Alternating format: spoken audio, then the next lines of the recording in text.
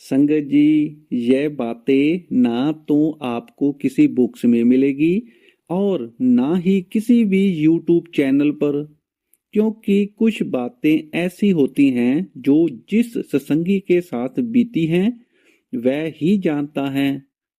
यह भी सारी बात एक सत्संगी के साथ ही बीती है। आपने बहुत सी बातें बाबा जी के बारे में तो जरूर सुनी होगी, लेकिन यह बात हजूर जी के बारे में है। उस सत्संगी ने बताया, एक बार मैं जॉब की तलाश के लिए कहीं बाहर गया और मैंने हजूर जी के सामने विनती की कि मुझे आज जॉब मिल जाए, मुझे इसकी बहुत जरूरत है।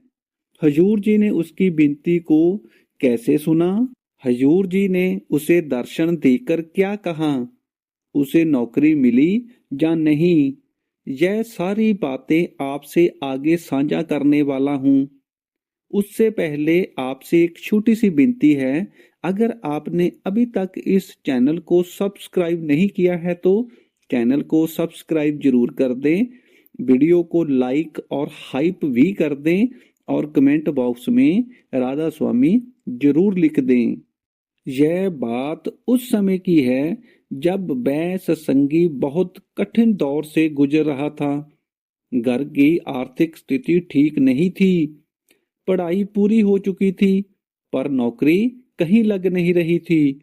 हर जगह इंटरव्यू देता, हर जगह उम्मीद लेकर जाता, पर हर बार निराशा हाथ लगती। परिवार की आंखों में उम्मीद थी पर जेब खाली थी। मन में डर भी था और शर्म भी। वह सत्संगी नियमित रूप से ब्यास में सत्संग में जाता था। उसका हृदय गुरु चरणों से जुड़ा हुआ था। एक दिन वह विशेष रूप से ब्यास गया। वहां उसका उद्देश्य सिर्फ दर्शन करना नहीं था, वह अपने टूटे हुए मन को गुरु के सामने खोलना चाहता था। उसने मन ही मन अरदास की, हजूर जी, मैं बहुत थक चुका हूँ, मुझे नौकरी की बहुत जरूरत है, आप ही मेरी लाज रखो। उसने अपनी सच्ची अरदास हजूर जी के सामने रखी। उस दिन दर्शन के समय जब वह सत्संग में बैठा था, उसका मन बहुत बेचैन था।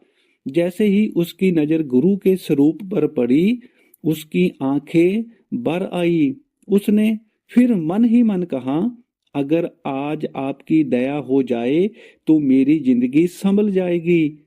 जो घर के हालात थे उसके हिसाब से उसे नौकरी की जरूरत बहुत थी और उसने सच्चे मन से गुरु के सामने अपनी अरदास रख दी। दर्शन के बाद वह वापस अपने शहर लौट गया। 2 दिन बीते।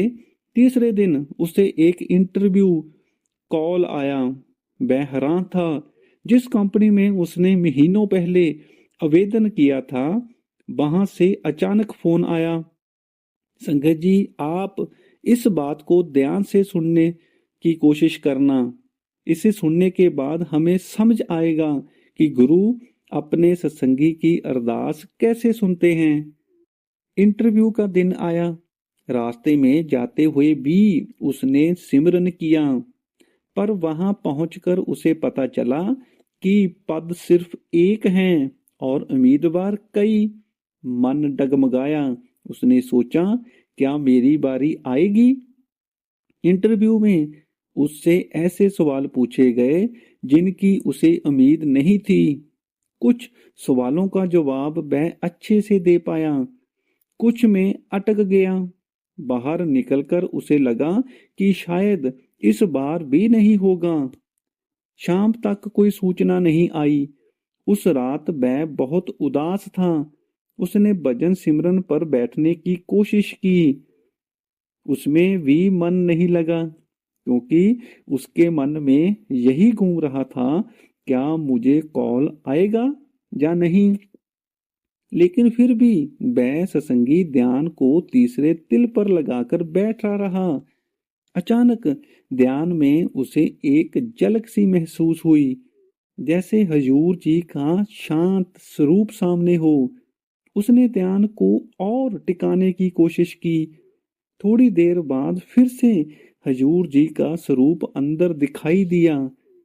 अगले दिन सुबह फोन आया, आप चयनित हो गए हो, सोमवार से ज्वाइन कर लीजिए।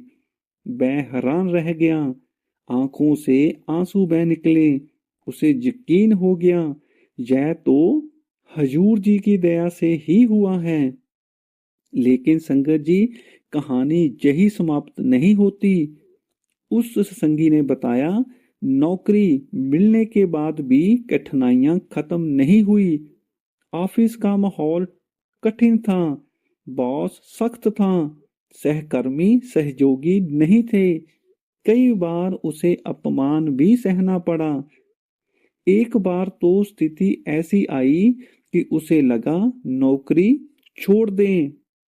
उस रात उसने फिर अरदास की, हजूर जी, अगर यह आपकी दया से नौकरी मिली है तो मुझे इसमें टिके रहने की शक्ति भी दीजिए। धीरे धीरे हालात बदलने लगे। वही बॉस जिसने पहले डांटा था, एक दिन उसकी मेहनत की सराहना करने लगा। एक महत्वपूर्ण प्रोजेक्ट उसे सौंपा गया। उसने पूरी लगन से काम किया। कुछ महीनों के बाद उसे प्रमोशन भी मिला। एक दिन संगत में बैठा वह सोच रहा था, अगर उस दिन मेरी नौकरी पहली कोशिश में ही लग जाती तो शायद मुझे गुरु की मेहर का इतना गहरा अनुभव ना होता।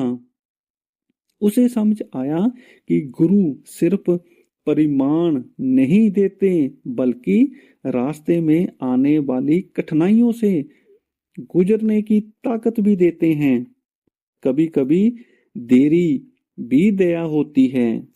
संगत जी, इस सत्संगी की कहानी से हम क्या सीखते हैं?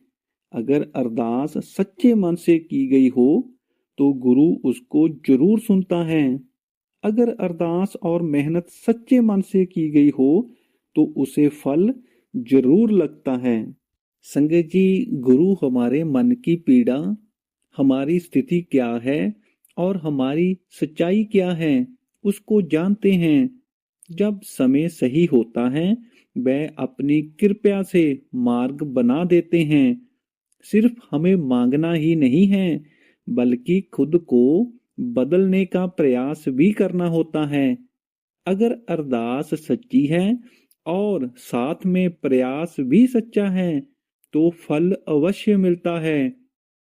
कभी कभी फल तुरंत नहीं मिलता, लेकिन इसका मतलब यह नहीं कि अरदास सुनी नहीं गई।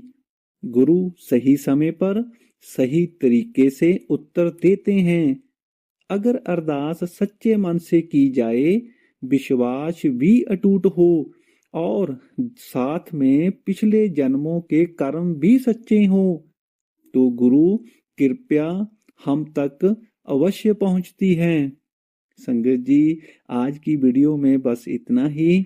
अगर आपको ये वीडियो अच्छी लगी तो आप इस चैनल को सब्सक्राइब जरूर कर दें, वीडियो को लाइक कर दें और कमेंट बॉक्स में राधा स्वामी जरूर लिख दें। राधा स्वामी जी।